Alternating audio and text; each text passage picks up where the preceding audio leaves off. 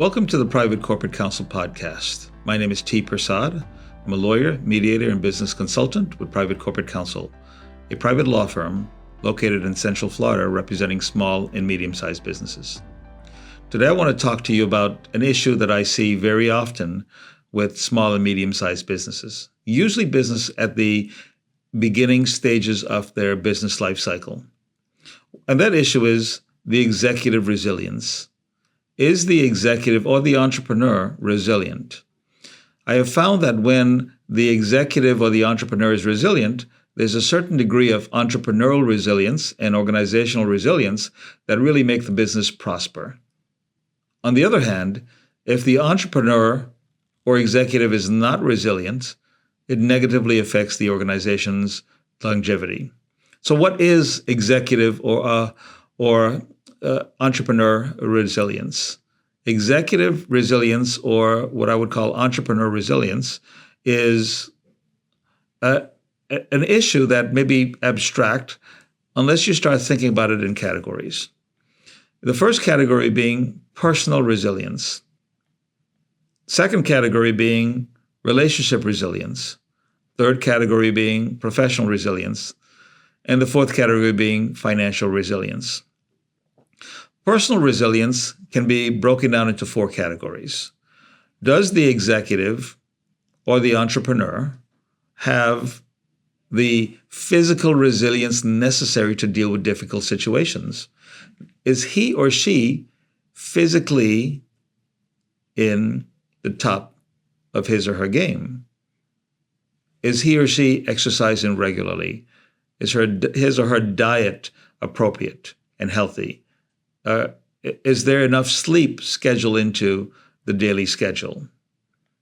Without the physical resilience, it's going to be very difficult for the executive or entrepreneur to be effective at his or her job. Now, assuming that they're spending enough time working on their physical health, it's also important to understand the elements of mental resiliency. During difficult times, will that entrepreneur or executive spend time developing their ability to learn new information, process that information, and use it? Or will they just stop altogether? Tied into the mental resilience is the emotional resilience. Will the executive or entrepreneur be able to deal with the onslaught of negative factors that are going to be coming his or her way and creating undoubtedly numerous negative emotional experiences?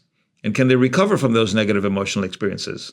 Some say that it takes at least 6 to 8 positive emotional experiences to counteract one negative emotional experience. When a business is at its downturn, negative emotional experiences are rampant when a business is in a downturn.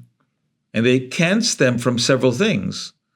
One of those negative emotional experiences come from whether or not the executive or entrepreneur has to lay off an employee or more than one employees. It can also come from the need to reduce the services or goods being provided to the customer base. It could also deal with deciding which vendor to pay and which vendor not to pay.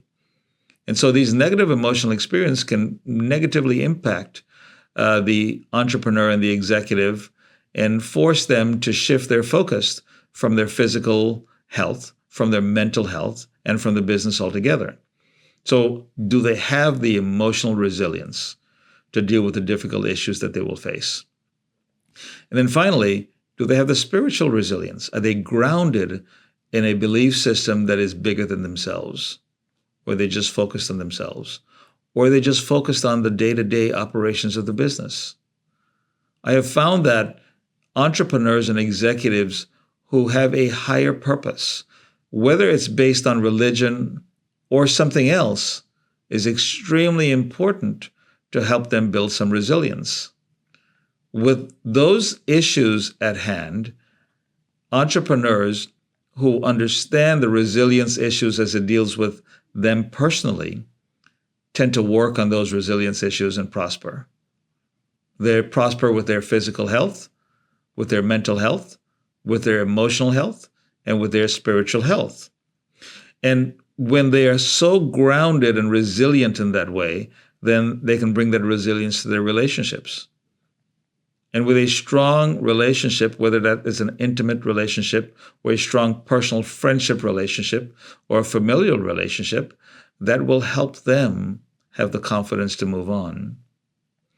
Now, when things are tough for the business, it's good to have people you can rely upon, who you can discuss the difficult times with, discuss ideas with, and people who will support you during that process. So that relationship resilience is also important. But also important is the professional resilience. Is the entrepreneur still working on developing his or her professional knowledge and skill and abilities and fostering those professional relationships that are so essential to deal with the challenging times that the business is facing? And then finally, that entrepreneur executive should have financial resilience. What does that mean?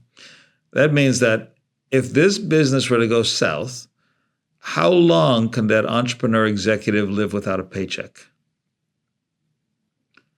And if the business does end up going into bankruptcy and closing, will that executive or entrepreneur be able to survive, or will he or she be homeless? I have found that when executive and entrepreneurs have personal resilience, relationship resilience, professional resilience, and financial resilience, then it is more likely that the business will also have organizational resilience. To learn more about how Private Corporate Counsel can help you build your personal resilience as an executive and as an entrepreneur, and also work on your relationship resilience, your professional resilience, and your financial resilience, call us at 407-647-7887 or visit us on the web at www.privatecorporatecounsel.com. Contact us at 877-647-7887 or email us at info@pcc.law to learn more about the Private Corporate Counsel program and how we can help you and your business on your journey to success.